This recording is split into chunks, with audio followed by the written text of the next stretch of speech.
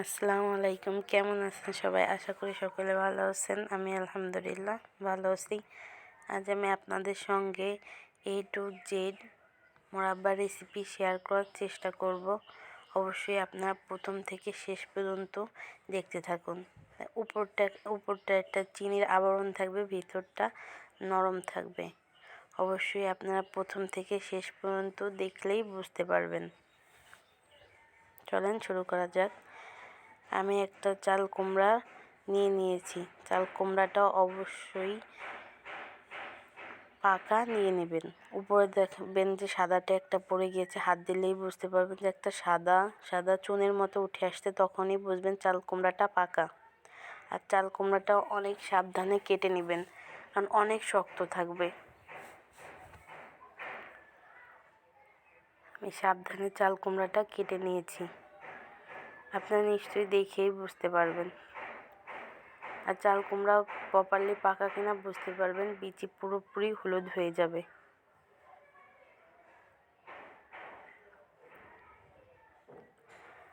আমি একটা পিস কেটে নিয়েছি, সেটা আমি আপনাকে কাটা দেখিয়ে দেব। কাটাটা দেখানোর কারণ হচ্ছে যে কিভাবে কাটতে, কাটাটার উপর কিন্তু চাল কুমড়ার অনেক কিছু নির্ভর করে।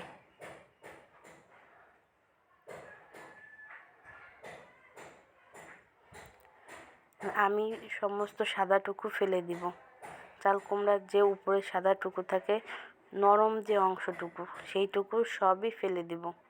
এখানে কিন্তু নরম একটু রাখা যাবে না, সমস্ত ভালো করে ফেলে দিতে হবে। আর পিছনের যে সবুজ অংশ, সেটাকেও খুব ভালো করে ফেলে দিতে হবে।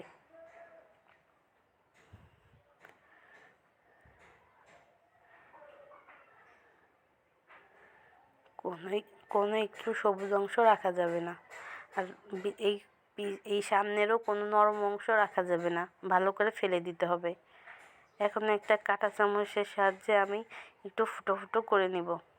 আর অবশ্যই এই জিনিসটা আপনার একা করতে কষ্ট হয়ে যাবে, বা অন্য কোনো সদস্য থাকলে তাদেরকেও বলবেন যে এটাকে করে দিতে। চাল কুমড়া এরকম করতে গেলে একা আপনার কষ্ট হয়ে যেতে পারে। অবশ্যই চারিপাশটা ঘুরিয়ে ঘুরিয়ে করবেন।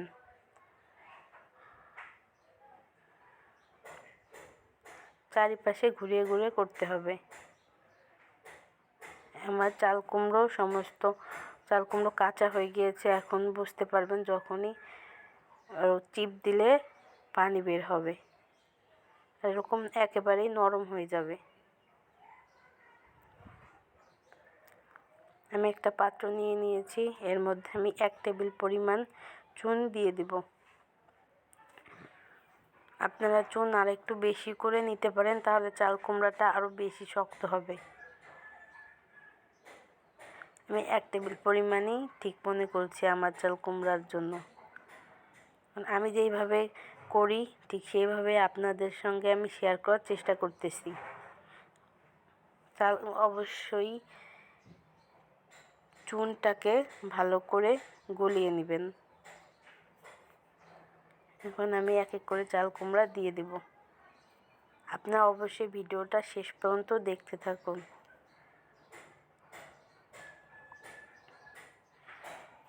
চাল কুমড়াকে এমনভাবে দিতে হবে যেন তার উপর দিয়ে ভেসে ওঠে, পানিটা উপর দিয়ে থাকে। এভাবে করে আমি 6 ঘন্টার জন্য রেখে দিব। 6 ঘন্টা পর চাল কুমড়ার অবস্থা এমন। এখন আমি ভালো করে ধুয়ে পরিষ্কার করে নিব, 6 থেকে 7 বার ভালো করে ধুয়ে নিব। আমি ধুয়ে ভালো করে পরিষ্কার করে নিয়েছি। এখন আমি রান্না করতে চলে যাব।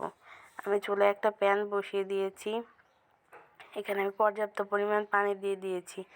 যখনই দেখবেন যে একটু বুদবুদ হয়ে গিয়েছে, পানি থেকে উঠতেছে, পুরোপুরি গরম হয়নি, ফুটন্ত গরম পানি না, যখনই বুঝবেন যে বুদবুদ উঠতেছে, তখনই আমি চাল কুমড়াগুলোকে দিয়ে দেব।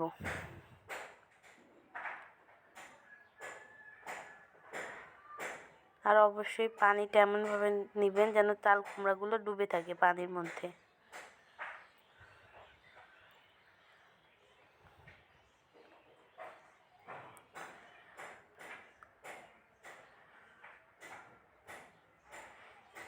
এভাবে করে আমি কিছুক্ষণ নাড়া দিতে থাকবো।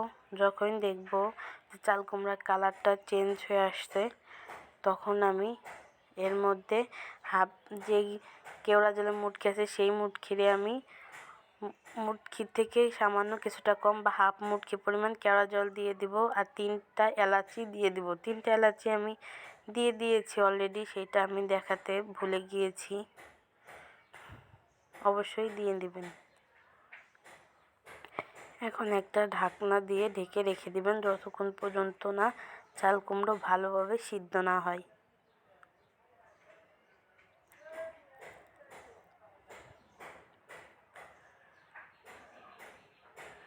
চাল কুমড়ো সিদ্ধ হয়েছে কিনা এই জন্য আমি একটা কাঁটা চামচ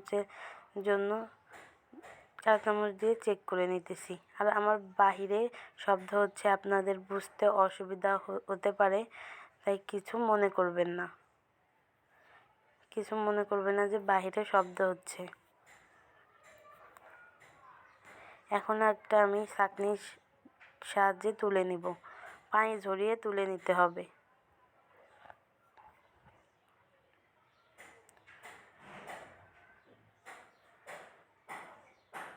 এভাবে করে আমি সমস্ত চাল কুমড়া তুলে নেব। এখন আমি যে হাঁড়িতে করেছি সেই হাঁড়িটা পরিষ্কার করে নিয়েছি। এখন এইখানে আমি 2.5 কাপ চিনি দিয়ে দিয়েছি। আপনারা অবশ্যই 3.5 কাপ বা 4 কাপ চিনি দিয়ে দিবেন। 3.5 কাপ বা 4 কাপ চিনি দিয়ে দিবেন। আমি এটা বারবার বলতেছি, 3.5 কাপ বা 4 কাপ। আমি চিনিটা উপরে কম একটু রেখেছি, যার কারণে আপনারা ফার্স্টেই দেখে বুঝতেন যে আমি চিনিটা একটু কম রেখেছি উপরে। এই জন্য আমি 2.5 কাপ দিয়ে দিয়েছি। আপনারা অবশ্যই 3.5 কাপ বা 4 কাপ দিয়ে দিবেন। আমি হাফ কাপ পরিমাণ পানি দিয়ে দিয়েছি। এখন আমি অনবরত নাড়তে থাকবো। নাড়াটা যদি না দিতে থাকি তাহলে জমে যাবে, তা না হলে ক্যারামেল হয়ে যাবে। যখনই দেখব চিনি শিরা থেকে এরকম বুদবুদ উপরে ফেনা ফেনা আসতেছে, তখন আমি চাল কুমড়াগুলো দিয়ে দিব। আর অবশ্যই 3.5 কাপ থেকে 4 কাপ চিনি নেবেন। সেখানে 1 কাপ বা হাফ কাপ পরিমাণ পানি দিলেই হয়ে যাবে। আমি চাল কুমড়াগুলো দিয়ে দিয়েছি এবং যে 2টা এলাচি ছিল আমি তুলে নিয়েছি। আর আপনারা এলাচি যদি তখন দিতে ভুলে যান, এই পর্যায়ে এলাচি দিয়ে দিতে পারেন।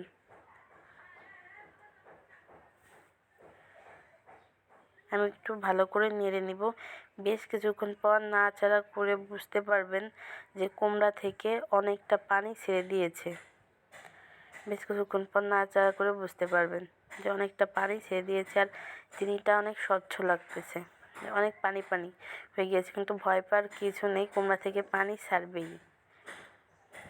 আপনার নাড়তে থাকবেন, নাড়াচাড়া দিয়ে পানিটাকে শুকিয়ে নেবেন। আমি নাড়াচাড়া দিয়ে সমস্ত চিনি শিরাটাকে টানিয়ে নিয়েছি। 1 টেবিল বা 2 টেবিল পরিমাণ চিনি শিরা থাকবে, তখনই গ্যাসটা অফ করে দিবেন।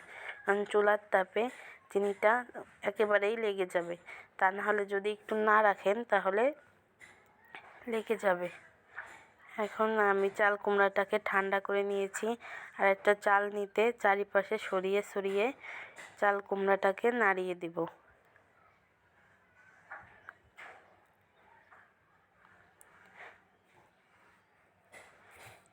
সরিয়ে দিবেন, তা না হলে একটার সঙ্গে আরেকটা লেগে যাবে।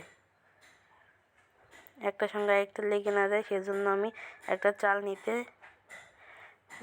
নেড়ে দিতেছি। এইভাবে করে আমি সারা রাত রেখে দিব। সারা রাত পর আমার চাল কুমড়োর অবস্থা এরকম হয়েছে। আর আপনারা অবশ্যই 3.5 কাপ থেকে 4 কাপ চিনিটা দিয়ে দিবেন। আমি একটু নরম টাইপের পছন্দ করি, চিনি উপরে একটু কম থাকবে, আমি সেইভাবে করে নিয়েছি। আমি যেইভাবে বাসায় করি সেইভাবে আপনার সঙ্গে শেয়ার করার চেষ্টা করেছি। অবশ্যই আপনারা আমার চ্যানেলটাকে সাবস্ক্রাইব করবেন, লাইক করবেন, কমেন্ট করবেন, শেয়ার করবেন। সবাই ভালো থাকবেন, সুস্থ থাকবেন আর আমার জন্য দোয়া করবেন। আসসালামু আলাইকুম।